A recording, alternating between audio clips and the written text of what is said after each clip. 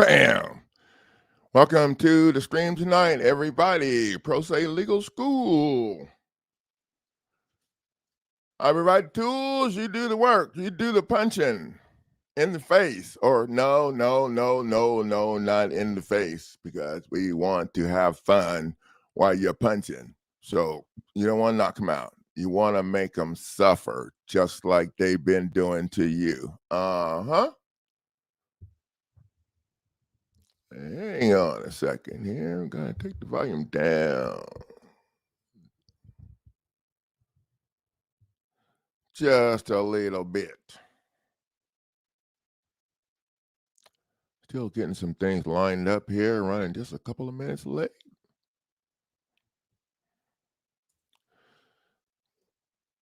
Tonight's subject matter, is the mortgage fraud lawsuit package. So that's what we're going to be talking about tonight. As soon as we get everything lined up, and there's a link to it now. The mortgage fraud lawsuit package is going to change. It's going to increase in value. So there's going to be a change in the price at some point here pretty soon. So I'm just letting you know, today we're going to talk about the updates and what we're doing with that package. This is like my dream package. Well, one of them. My other dream package is the prosecutor eliminated package. That's my dream package too. That package is stopping people from going to jail when there's no injured party or damage to property. 1-2 punch. Yeah, and it's getting people out of jail.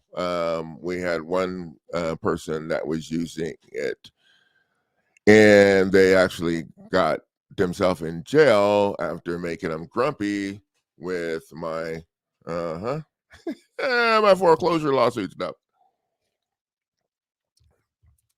So I guess they decided to that there was some value in jamming him up or whatever, and then they found out that there wasn't a lot of value in doing that, because when you do the gangsta, that's what Brooke called it. I like that name, the gangsta non-conventional program.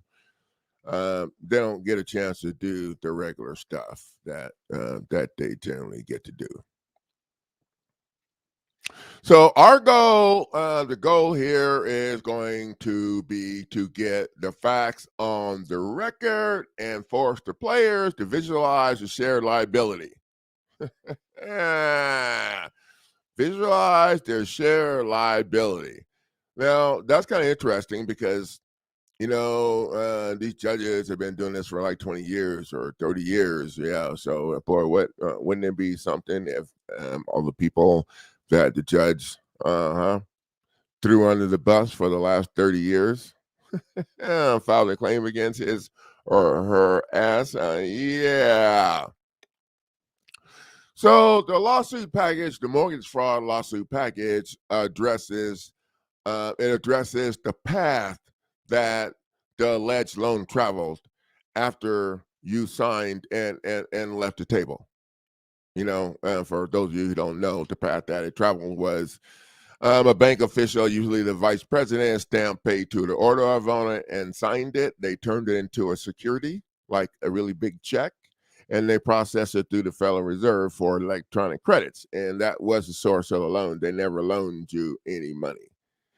And the difference between the 42 USC lawsuit package and the mortgage fraud lawsuit package is just what I said.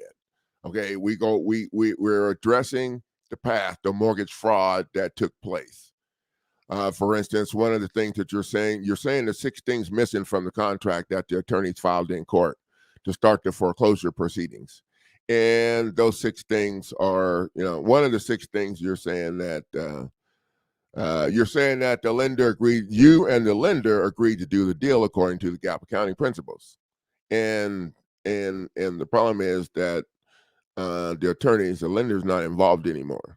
So now the lender is facing liability and they're not involved in it. Well, the attorneys have got when you come with that, now the attorneys have got to figure out, how they're going to play that. because there's a lot of things in the package that we're throwing on the table that they're supposed to have and they don't, and they can't do nothing without those things. So you're claiming there's 6 things missing. The first thing you're claiming missing is you're claiming that that the lender agreed. You and the lender both agreed to do the deal according to the GAAP accounting principles. And the attorneys can say that the lender did because they didn't do the deal according to the GAAP accounting principles, and that's why this lawsuit's so badass. Okay, and they can't say that that they didn't because they'd be admitting that they're violating the GAAP accounting principles.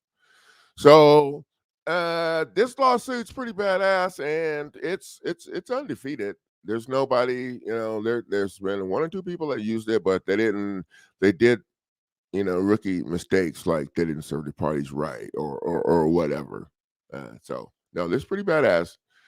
Now, the alleged mortgage was generated with your own signature, so we already knew all that stuff. So let's just get right into the bomb. But before we get into that, you guys, please take the time to click on those ads so I can get paid for bringing this fire to the table. Make sure that you subscribe, ring that bell so you get notifications when practice is about to start.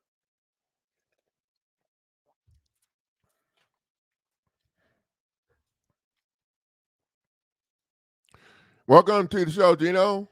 Glad that you're here. We got it at a little bit different time tonight, but we're here. And those other people can also watch the video. So now, one of the things I want to start out with is here we don't do stuff we're not filing stuff to stop the sale. We're not filing stuff to stop the eviction. Okay. What you need to learn in this program, what you will learn in this program, is that we don't really spend a whole lot of time addressing what they did or the lies. Okay, we figured out it's better off to address the reason why they were able to do what they did. Okay, so if you're facing an eviction situation, a foreclosure eviction, well, stopping eviction is not going to help you. You need to attack the ass for the foreclosure process, or excuse me, the real estate deed fraud or the mortgage fraud. Yeah, and then you add all of those parties to the table for what they did at the gate, which was the real estate deed fraud, or we'll call it the mortgage fraud now, because the real estate deed fraud is not on the table yet. It's ready, but it's not on the table yet. So in this program, you're just gonna learn how to punch them. Okay, we're just gonna keep punching them in the face. We want to punch them in the face a few times before we want them to look at our stuff. Now, a lot of people need to get some respect anyway because you've done a bunch of goofy stuff. Okay, no offense. It's better doing something than doing nothing. Okay, so you're going to need to do some punching in the face, and we ain't in a hurry. Okay, we don't run down there and file everything because that's a sign of fear. And when you do that, and they see what you got, and all you needed to file was just one thing, go sit down. They're going to know that you don't really believe in what you got. Okay, they're going to know that. And attorneys and judges, bar members, they go for broke anyway. Okay, they're so used to having each other kissing. Okay, let me rephrase that. Each other's butts. Okay, I can go with that. And so nobody's got to do any work. Attorneys are lazy. They're lazy as hell, and their whole program is based off of uh,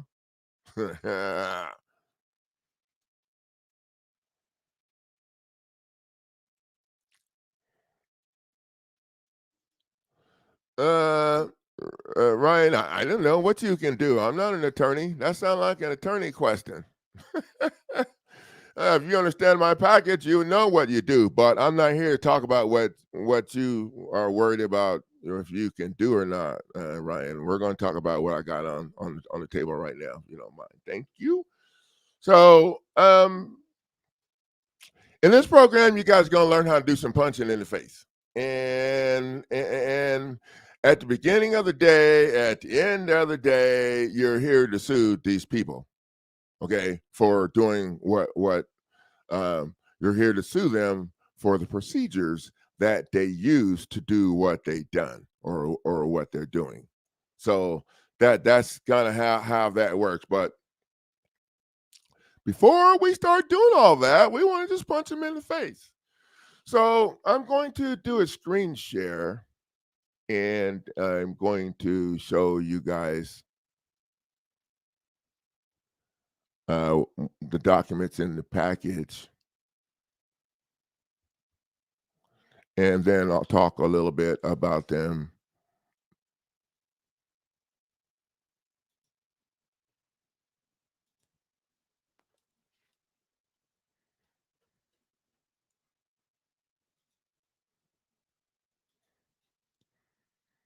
Okay.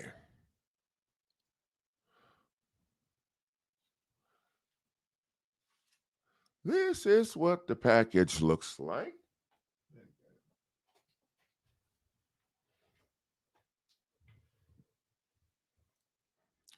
Now, what I've done here is, first of all, you guys need to understand that the order that you're using here is going to kind of depend on the posture of your situation. So what I've lined up here is what would happen if, say, you're in the eviction process or whatever. So, which is the worst case scenario? If you're not in the eviction process, then you would just start out filing your lawsuit and go from there. When we get to that point, then I'll let you know. And now we do have the offer to pay letter. We'll talk a little bit about that. But I want to do this first because the offer to pay letter and those kind of things are things that you can do if you're not about to get pushed the hell off the cliff. Okay. But if you're kind of in a jam and you can feel the fire, then we don't really want to mess around with the offer to pay letter yet. You need to get the lawsuit filed in federal court, and actually we file it in state court if there's a state proceedings. If there's not a state proceedings, you can file it in federal court. I like to file it in both courts because it stops the state court process. And now the federal court is going to have to make a decision to go forward or figure out some other kind of way to stall you if you crush the state court process. And so that's what we want to do first. So as you guys can see, the first filing here that we want to do is the demand for sanctions. Now, this demand for sanctions, you're demanding sanctions because you're demanding sanctions because the statute that they use is not a valid law. So the statute that they use for foreclosure is not a valid law. The statute that they use for criminal, that's not a valid law. Doesn't have an acting clause, titles, or bodies. Doesn't have the three things necessary. Okay, so the beauty of this is that you're going to go in with your demand for sanctions for $3.5 million.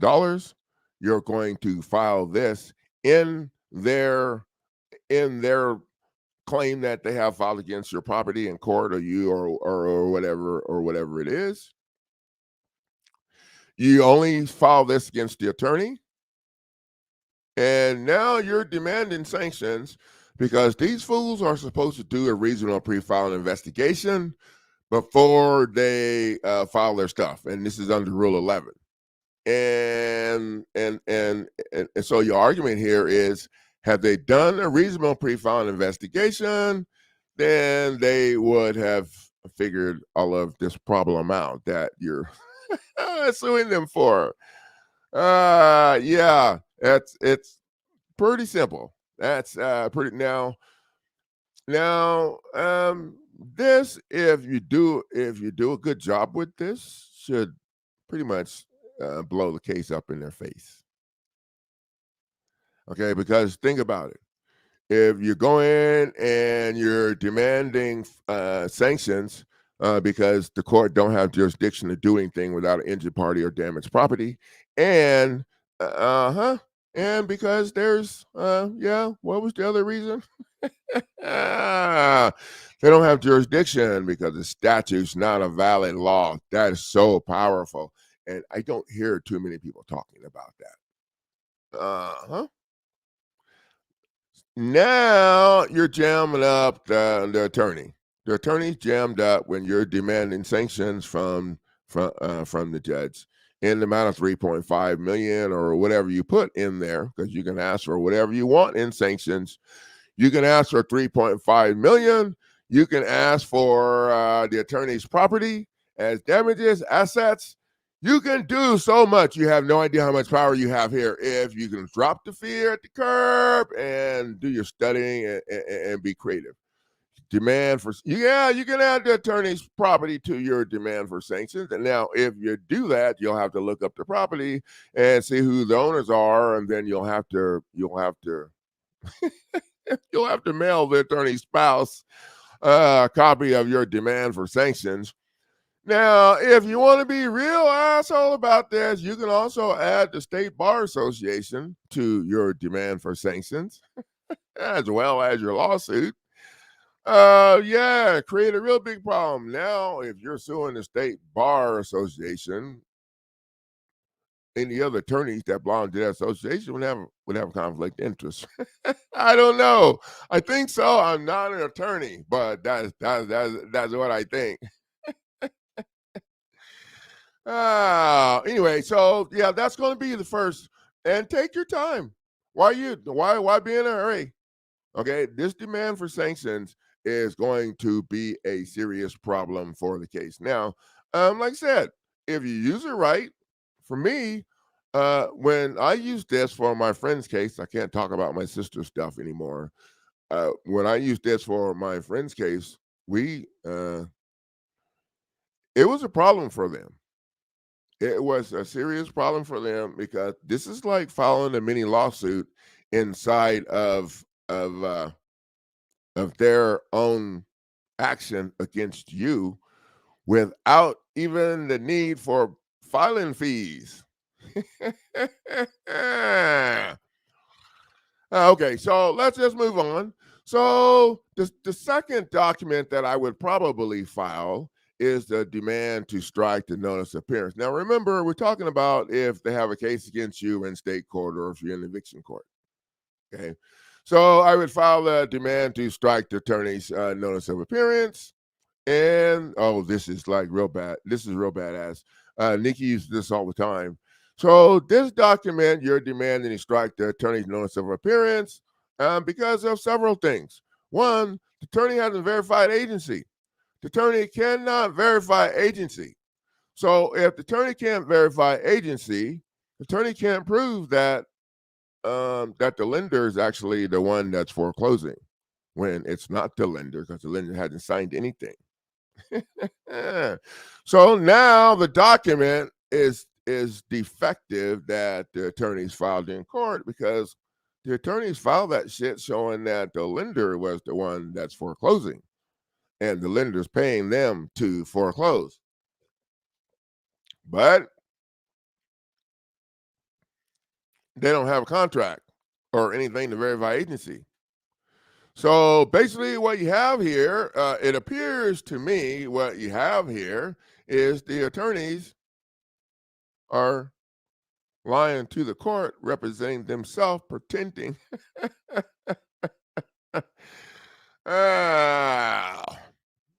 So that's going to be a problem for the attorney. Now, either one of these first two punches that you're going to use, if you use them properly, if they get denied, then I would just file a notice of claim against the judge or even a lawsuit. We've even added judges to it. I actually hand wrote the clerk's name in on one of my a long time ago when because he was giving me a hard time. I just hand wrote her name right in there and then had her go get her supervisor because she couldn't accept my stuff anymore. She's a party to the case. Oh, yeah, guys, you can have a lot of fun with this. You can have a lot of fun with this. So, the demand to strike the attorney's notice of appearance would be the second document that I would probably file. And the third document is the demand for sanctions. Uh-huh. There's a second demand for sanctions. Now you're demanding sanctions because they didn't do a reasonable pre-filing investigation as mandated under Rule 11, not because the statutes are not a valid law. Yeah. So you can see this mortgage fraud lawsuit package is badass. This is one of my dream packages. And I think what makes it the most badasses, the most badass, it is the offer to pay letter down here. The offer to pay letter. And the offer, now let's finish this up. So this is fourth and fifth. So the reason this is fourth and fifth is because the mortgage fraud lawsuit that's in the package, I have one for judicial and one for non-judicial. Now they're both the damn same. The only difference between judicial and non-judicial is the eviction process. Okay, but the lawsuits are the same. But they was tripping people up, and people was thinking whatever they was way overthinking. So that's why fourth and fifth. Well, and the other thing is that the fifth this lawsuit that you file, generally if you're in state court, you're going to have to file this lawsuit in state court first to crush the state court process after you add the parties to state or whatever. You'll learn all that stuff when you watch the updated instructional video in the instructional video playlist on my YouTube channel. The reason this is fourth and fifth is because fourth, you're going to file in state court to crush the state court process. And fifth, you're going to file that same lawsuit after you change the heading on the top to reflect federal court. You're going to file the same lawsuit in federal court. That's why this is fourth and fifth. Now, I want to talk about the offer to pay letter before we go over the rest of this stuff. This stuff over here is just extra stuff for stuff, extra punching stuff. Now, what makes this package badass is the offer to pay letter. The offer to pay letter is letting them know that you are offering to pay the whole amount that you owe, plus all the inflated attorney fees and everything, and then any extra money they want to add to it, you're offering to pay. As soon as they can come up with what the statute.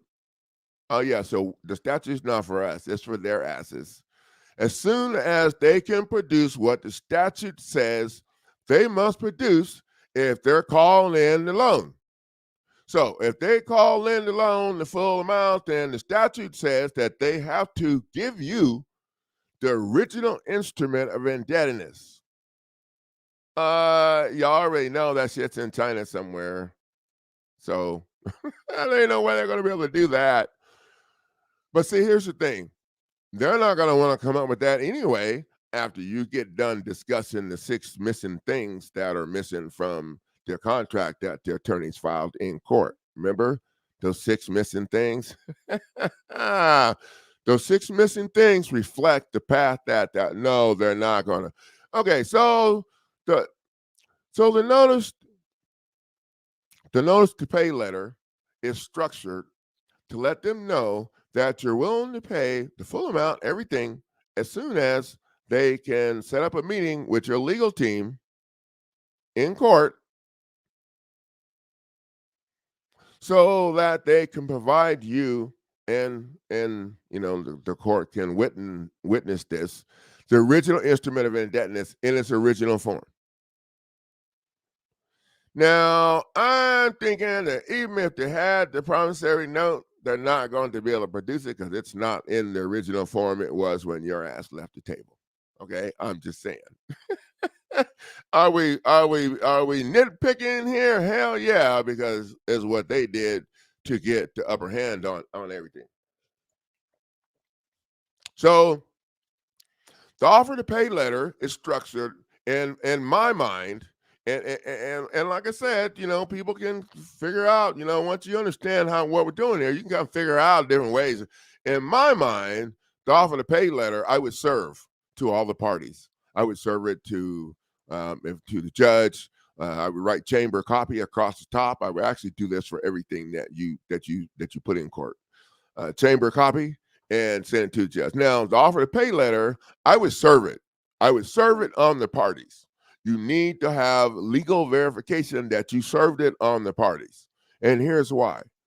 When you offer to pay, as soon as they can come up with what they need to follow the law, there's no dispute. How can they foreclose on you if you're offering to pay? You offer to pay as soon as they can set up a time where they're going to have what the law says they're supposed to have. So, yeah. So the offer to pay letter.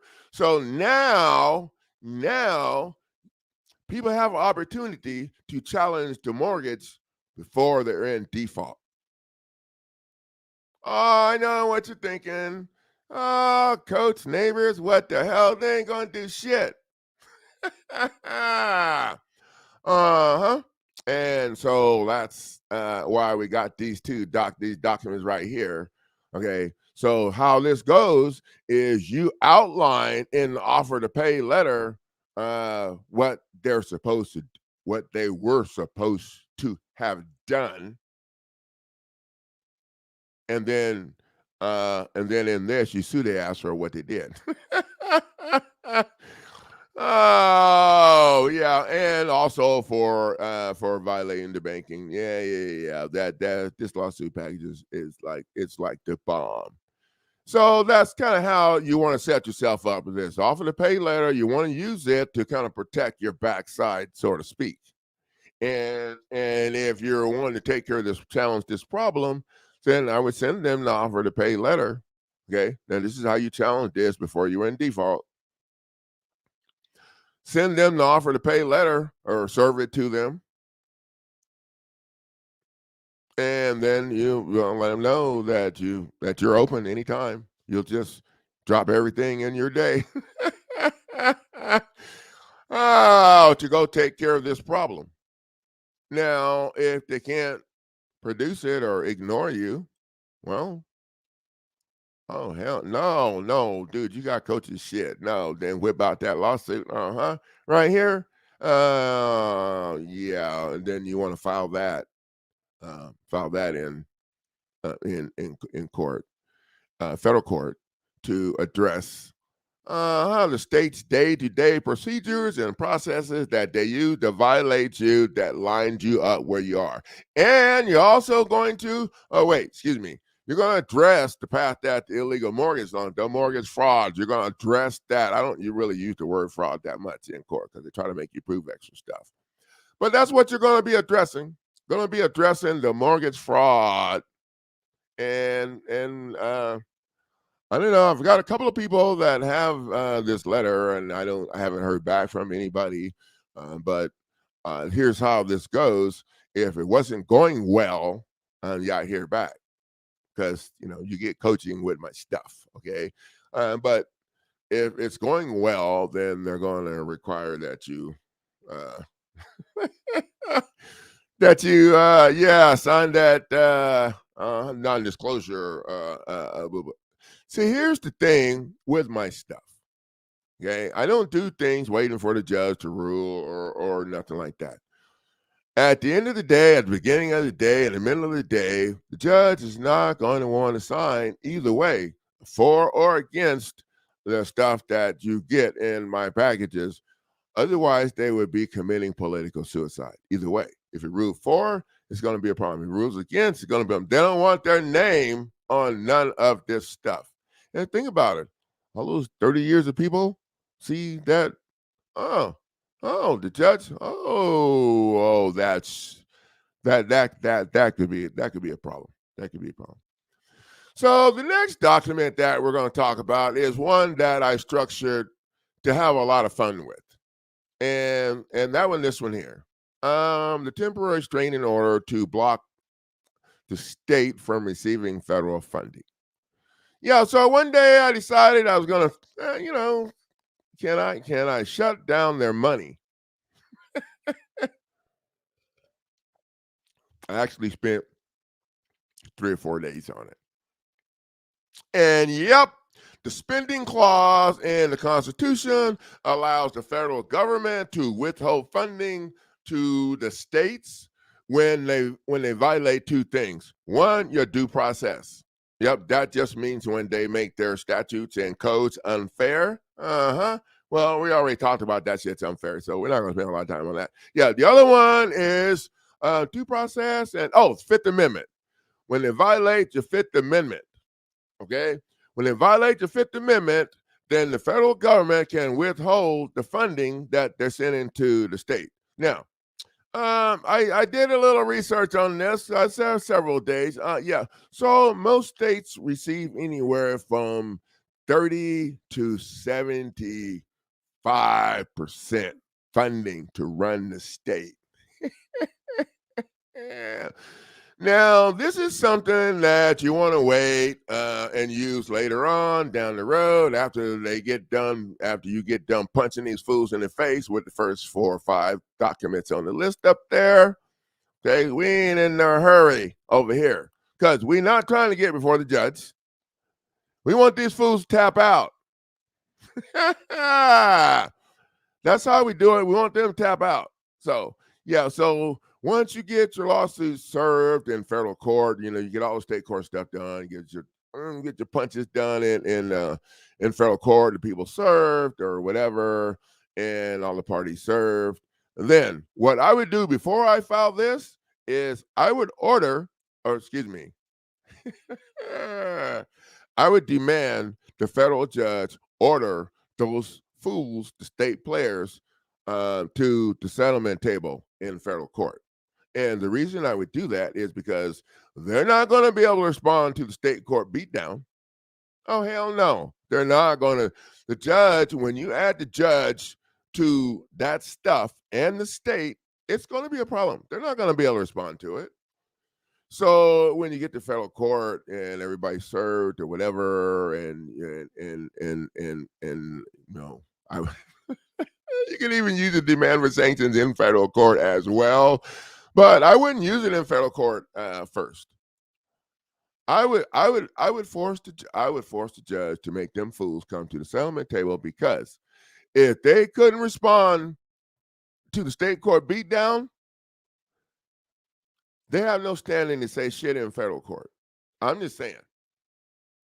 And if the judge don't agree with you, well, then let's see where that can take us. Anytime the players don't agree with you, the judge don't agree with you, then sue them. They'll tell you, go file your appeal.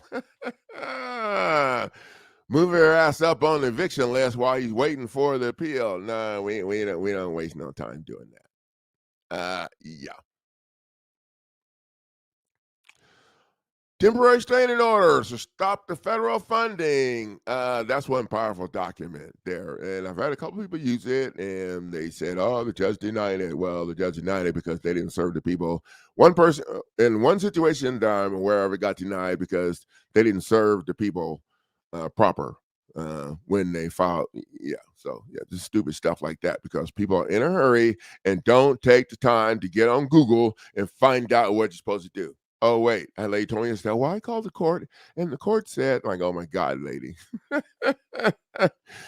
Why would you take their word for shit? They're the ones stealing. Temporary restraining order. Now, I added this wrongful eviction lawsuit in here. And it's all of my stuff here is structured to state a claim. I added this lawsuit in here for people who have rental properties or whatever. This is another good way to get your foot back in the door if the door done been slammed on you already. Okay, this is an easier way to get back in the door if the door has been slammed on you already. Now, I added this in. This package used to be the online course package. If you're interested in looking up any information about this, it's gone through a complete transformation right now. But if you're interested in looking at information about it, you should look at the online course stuff. and that's the basis of the lawsuit that we're using.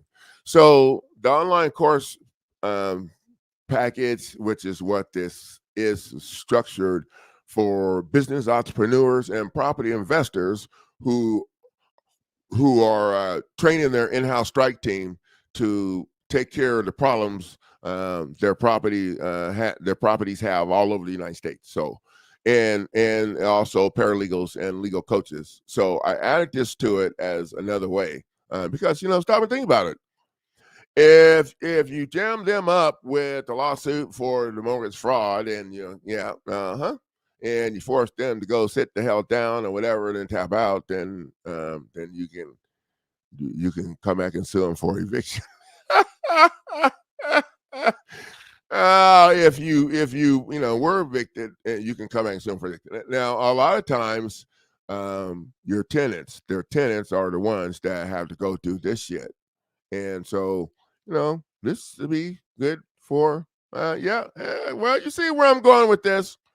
So I put it, I left it in this package, but I want to make sure people understand. Now, I'm going to, the videos that I'm going to have, the instructional videos for this package are going to be in a private, they're going to be private, and you'll only get access to the instructional videos for this package when you invest in the package. And this way I can be more specific about the other 5 things that are in that lawsuit package and what you need to, all of that stuff is going to be in the instructional videos for this package that I'm going to, it's going to take several, but we're going to start out with the first one tomorrow. Will it be the introduction and filing the demand for sanctions and the demand to strike the attorney's notice of appearance. So, and we'll probably have it in sections. So those will be the first 3 sections, and then, so I wanted this video to be open to everyone so people can see what we're doing here and the options that you have. Now, to follow this any closer, you're going to have to invest in the package. So, and as you notice, I didn't open up any of the documents to show you that. Actually, I didn't want to take all the time to do that. But even if I did, I wouldn't do it because I need to have them there so people can see what we got. And then if you're interested, then you need to make your investment. And let's move forward. Now, we're going to wrap up real quick on these other few documents. The Banker's Secret Manual is a manual that someone sent to me, and there's actually 2 publications of this. I included this because the strategy, the facts around the strategy that I'm using, the 6 missing things and a couple of other things that we have in this package came from this book. Now, in this book, the guy that wrote this book is focused on the bank. He hates the bank, and I don't mess with the bank. I don't mess with the bank, okay? The bank done a charge off or whatever. Now, we will, like, if you're in a non-judicial or whatever, then you will add the bank or whatever. But I don't really talk shit on the bank. I don't really want, because people do that shit and end up pushing up daisies. So I don't. What I like to do is focus on the problem that's in our face, and it ain't the bank. It's the damn attorneys. So that's what we focus on. This book provides a lot of insights, facts about what really went down surrounding the financial part of this. So it's a great resource, but please remember that the guy is a little bit off on the bank. And when you're doing this, you got to check your emotions at the curb. You do. You got to check your emotions at the curb. Because if you don't, then you're going to be doing a bunch of stuff that's not necessary, and that shit is not going to help you in the end. If you skip steps in this program, in the end, you're not going to be in a position with the right foot, with the right punch ready to, you see what I'm saying? So that document is one that you should definitely study. The Banker's Secret study, the Banker's Secret Fear, came out of this document, but I decided this was important enough I wanted people to read it individually because not a lot of people are going to pick up that publication and go through 200 pages or 300 pages or whatever. So, the banker's secret fear. This is powerful, and it gives you an idea of a foundation of why we're doing what we're doing. Now, inventory to demand to vacate default judgment. And like I said, I added this also to this package for business owners or property investors who need to go in and do stuff. It's a little easier to go in with this to vacate the judgment and start. And basically, what you want to do is open this shit back up in state court, and then punch them in the face with your federal, with your federal stuff. That's kind of how. And the reason we do it this way is because if you don't, then federal court's going to be on the phone, state court's going to be on the phone. They're going to be on the phone lying and bullshit, and to figure out a way to stall. And the judge is having another baby. And wait a minute, the judge is a male. Yeah.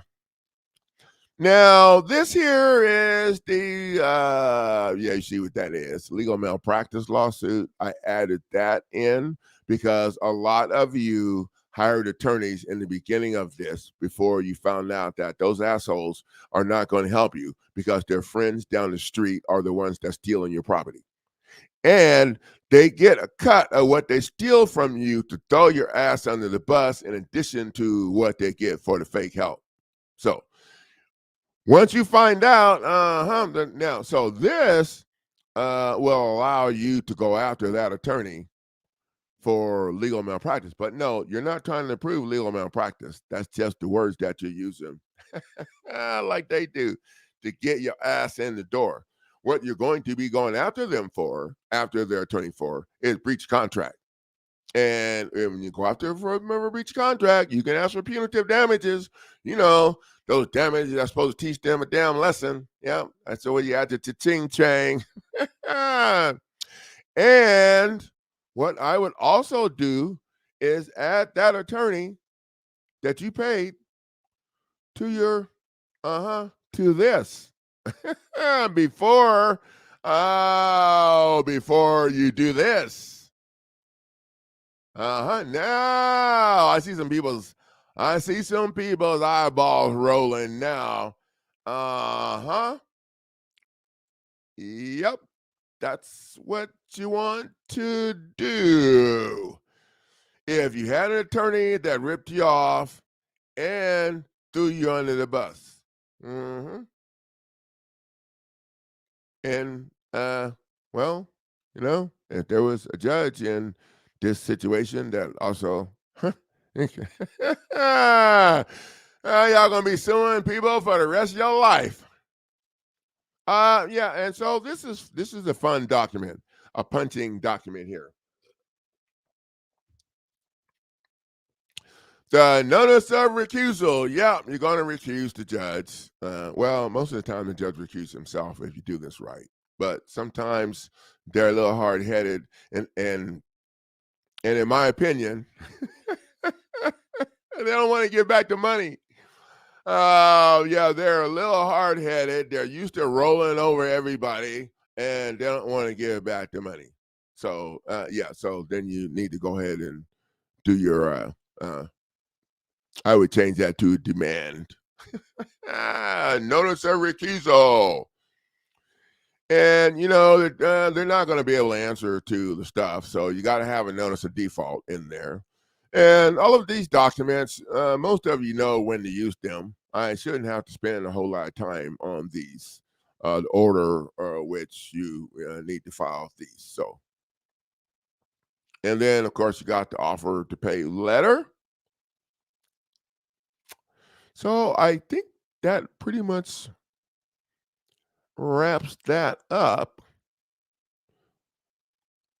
Now I'm going to make the first instructional video for this tomorrow, and it's going to be on, you're going to need to have a code to get it. So if you invested in this package, you can email me and I'll send you the code to access this new packet, this new file with the new stuff in it. If you don't have it already, most of you, I've been emailing the stuff to you already. And Jen, welcome, Jen. Gwen, I also emailed you. The wrongful eviction lawsuit package. You may be able to use to help your tenants that are taking a beating over there. And I would follow, let the tenants. Yeah. Oh, yeah. Tenants come and bring that and stick it up in their face. That'd be kind of cool. And I'm sure the tenants will love that. But anyway, at the end of the day, that's what we got.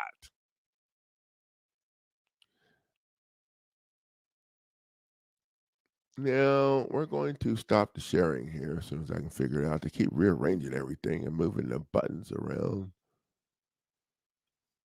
Okay.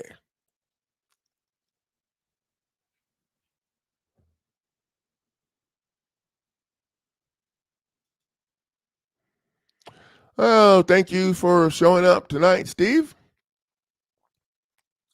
Oh, Facebook user. You guys should go to this link and give StreamYard permission to use your Facebook username so we can see who you are. Because you never know, you might bring something valuable to the table or not. Okay, we'll go with the first one.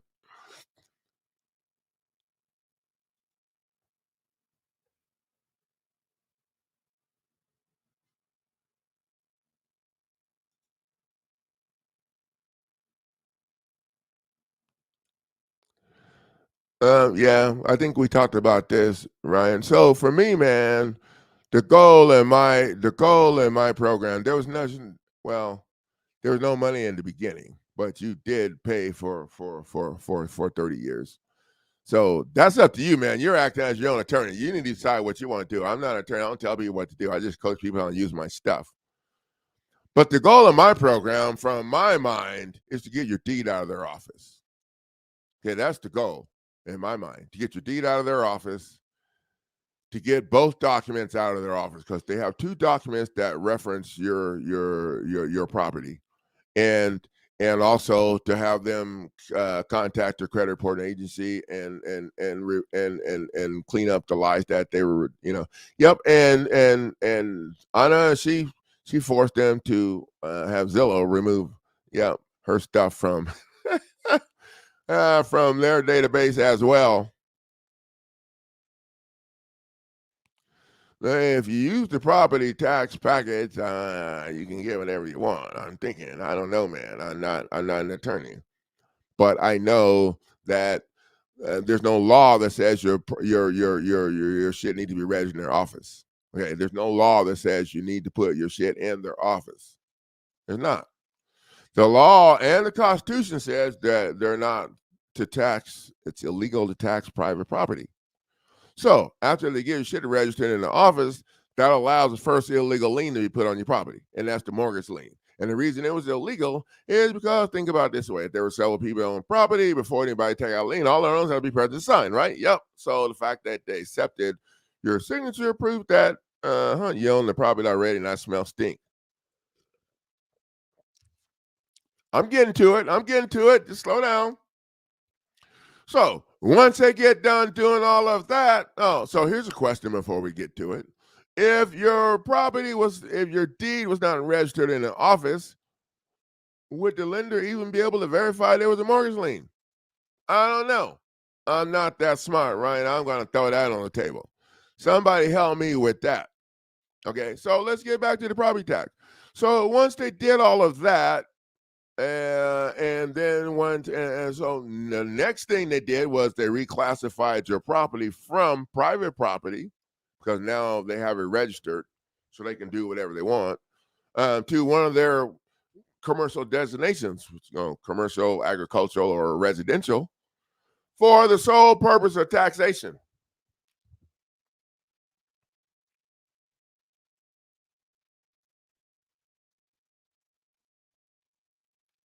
So I would, if it was me, I would get my deed delivered and the other document delivered and all those things done, and then I would demand that they pay me because I think it would not be real smart to mess up getting what you really need and the real reason why you're here uh, because of the green looking money.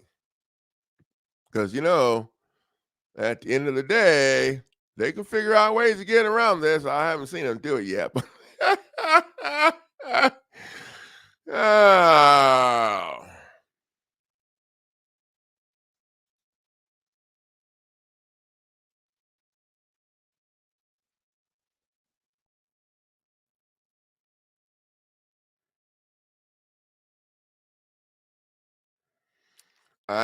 Okay, Diane, I don't know any of what that has to do with what we're doing here. So, uh, this show, we're talking about something specific. We don't really talk about everybody's individual stuff, and I don't intervene according to their stuff here because that's their statutes. Their statutes are for them, they're not for us.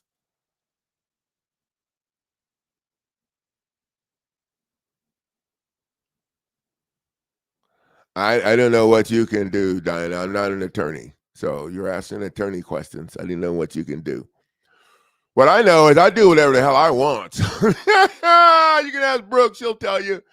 Yeah, she's in non-judicial foreclosure. Oh wait, she says they sent her a letter saying that they'd like her to evict herself without, basically.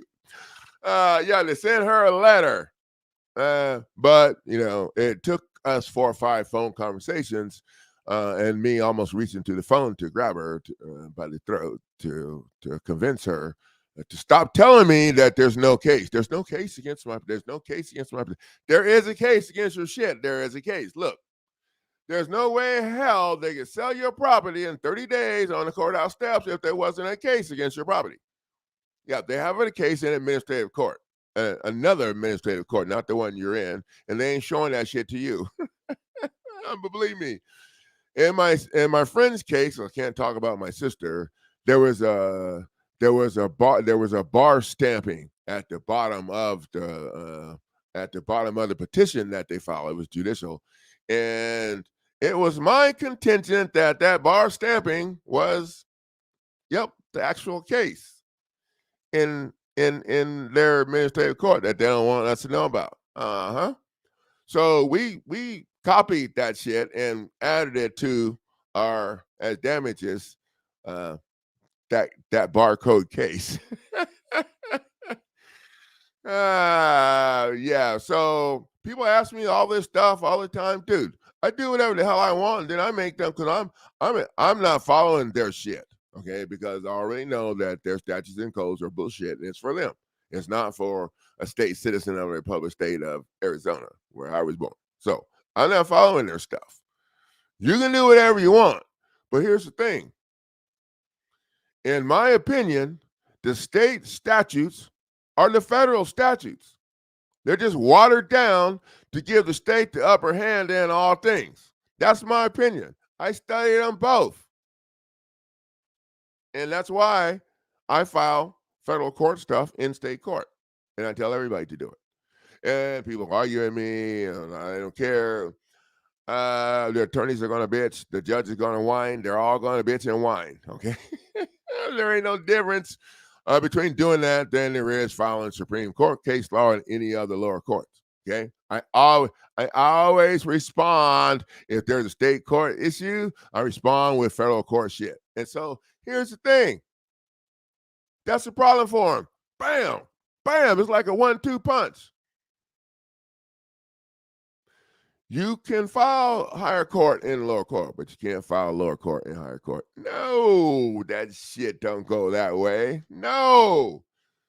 So your response, your reply, whatever you want to call it, because we don't file no damn answer, okay, it's going to be a problem for them.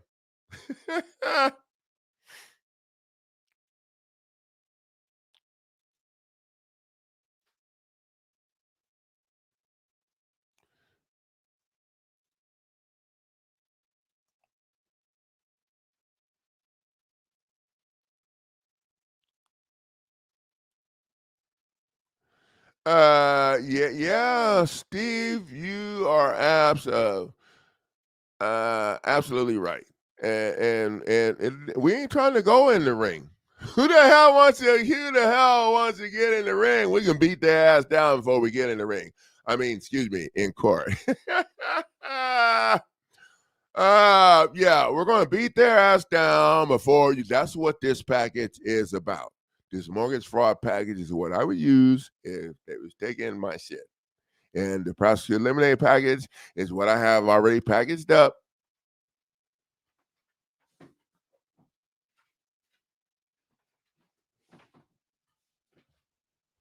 I got it packaged up right here. I didn't put no thing on it because I'm not sure where I'm gonna be.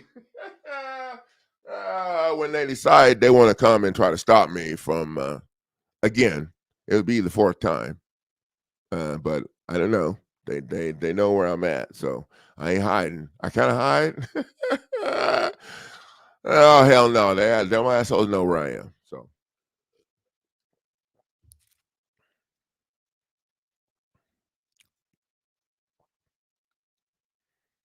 there you go, Glenn.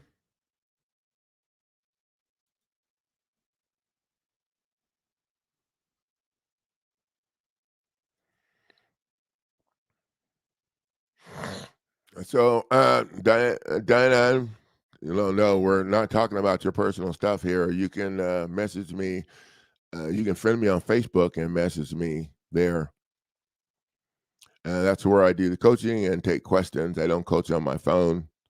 And I don't coach here. Here are we talking about things that everybody wants to hear, and not everybody wants to hear uh, about Diana O'Connor's stuff. I don't think. Okay, let me check here and see if there's anything that we missed.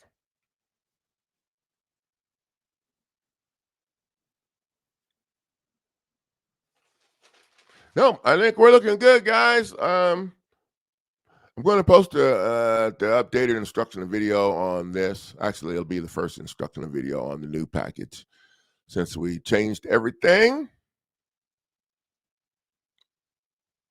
And I want to thank you guys for the value of sharing your time. And I'll see you guys in the next live stream. And keep punching. Stay in the ring. Oh, I need to put the thing. I need to put the banner across here so you guys can see. See where my website is there, winningcourtnow.com. Need to go there and get the firepower you need to burn some people. And there is my email. And so if you send me an email, don't send me this big old long thing about all of this stuff because I don't care about that. That's not what I do. The best thing to do if you want to communicate with me is to go look at the lawsuit packages, take a look at your options, review the descriptions, go to the YouTube channel and take a look at the updated instructional videos and videos for the lawsuit package.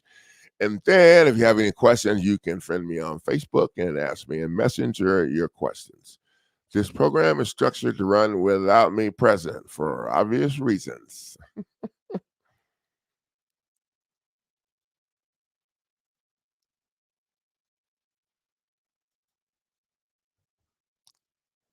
Friend me on Facebook, Diana.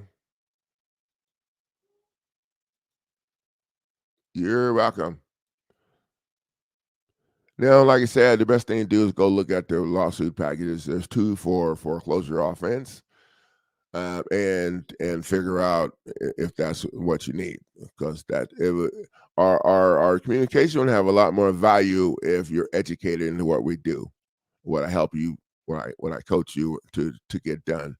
If you don't do that, then we spend the whole time talking about what's behind you and looking in the past, and that's not going to help anybody. And I don't have time for that. So,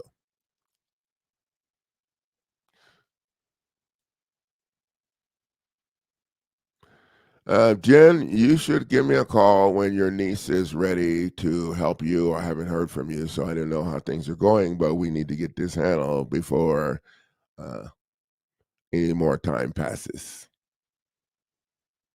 Thank you guys. I will see you guys in the next live stream.